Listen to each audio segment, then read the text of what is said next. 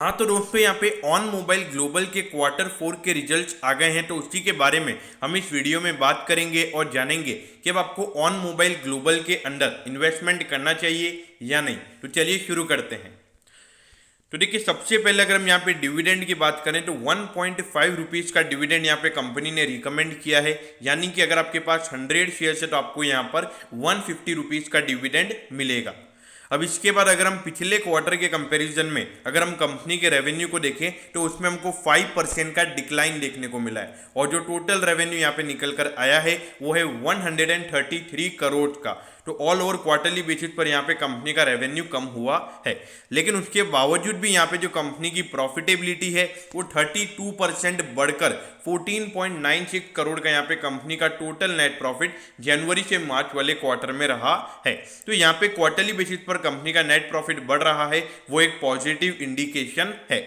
लेकिन अगर हम यहाँ पे ईयर ऑन ईयर बेसिस पर अगर हम रिजल्ट को देखें तो वहां पर हमको रेवेन्यू में 15% का डिक्लाइन देखने को मिला। कितना?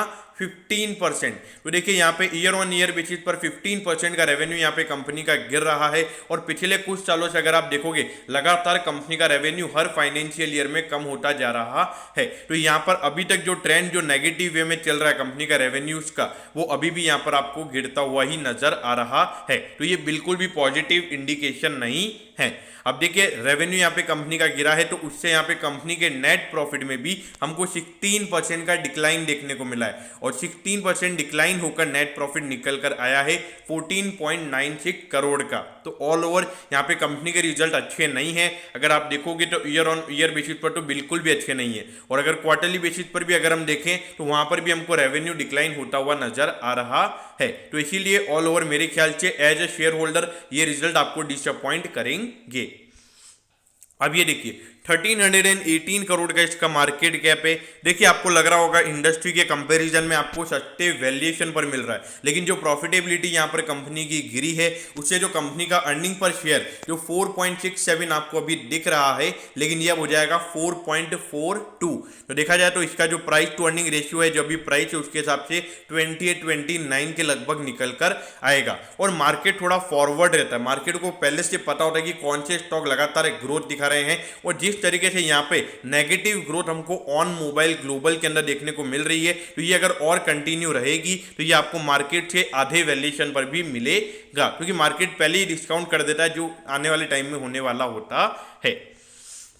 अब ये देखिए, मैं इसकी बात कर रहा था, ये देखिए 2017 के बाद 18 में कंपनी का रेवेन्यू गिरा, 19 में कंपनी का रेवेन्यू गिरा, और 20 में भी हमको कंपनी का रेवेन्यू गिरता हुआ नजर आया है। ऑल्दो अगर हम प्रॉफिटेबिलिटी की बात करेंगे तो 2018 में थोड़ी सी प्रॉफिटेबिलिटी गिरी थी, बाकी कंपनी की प्रॉफिटेबिलिटी हमको यहाँ पर बढ़ती हुई नजर आ रही है। लेकिन देखिए, अगर लगातार जो अगर 10% भी अगर कंपनी का रेवेन्यू कम होगा, 5% भी अगर हर साल कंपनी का रेवेन्यू कम होगा, तो उससे ऑटोमेटिकली आने वाले 2-3 साल में कंपनी की प्रॉफिटेबिलिटी भी कम हो जाएगी, क्योंकि कंपनी के नॉर्मल एक्सपेंसेस तो रहने वाली ही हैं। तो अगर लगातार यहाँ पे जिस तरीके से रेवेन्यू गिर रहा है, मेरे ख्याल से बिल्कुल भी पॉजिटिव इंडिकेशन ये नहीं है।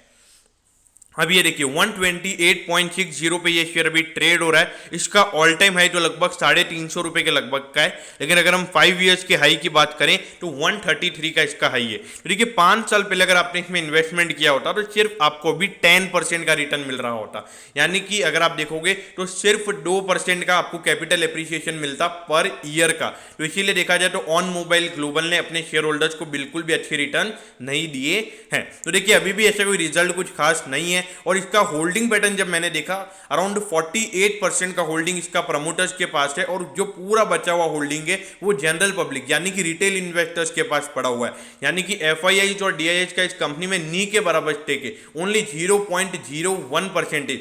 और देखिए 0.01% कुछ भी नहीं होता है। अगर इस कंपनी के मार्केट कैप का 1% भी अगर हम निकालते हैं तो वो 13 करोड़ रुपए निकल कर आता है, और 13 करोड़ का अगर आप 0.1% देखोगे तो अराउंड सिर्फ 1.3 करोड़ का का यहाँ पे इन्वेस्टमेंट उन्होंने किया हुआ है। तो इसीलिए देखा जाए तो ऑन मोबाइल ग्लोबल यहाँ पे FIIs और DIIs को बिल्कुल पसंद नहीं आ रहा है, और जो पूरा होल्डिंग यहाँ पे मार्केट में जो भी पूरा सप्लाई है वो पूरा यहाँ पे रिटेल इन्वेस्टर्स के पास है, जो कि यहाँ पर बहुत रिस्की है। तो इसीलिए जो भी यहाँ पे लॉन्ग टर्म इन्वेस्टर इसके अंदर इन्वेस्टेड है, मेरे ख्याल से ऐसे स्टॉक को अवॉइड करना चाहिए। अगर इन्वेस्टमेंट कर भी रखा है तो यहाँ पर ज़्यादा इन्वेस्टमेंट अब ना करें, मतलब अगर प्रॉफिट में तो आप निकल सकते हैं, अगर या फिर अगर आप ज़्यादा आपको होल्ड रखना है तो आप रख सकते हो, वो आपके ऊपर डिपेंड करता है। लेकिन मेरा पर्सनल एडवाइस यही रहेगा कि यहाँ पर कोई नया इन्वेस्टमेंट करना चाहता है, मेरी तरफ से यहाँ पर कोई राय नहीं होगी।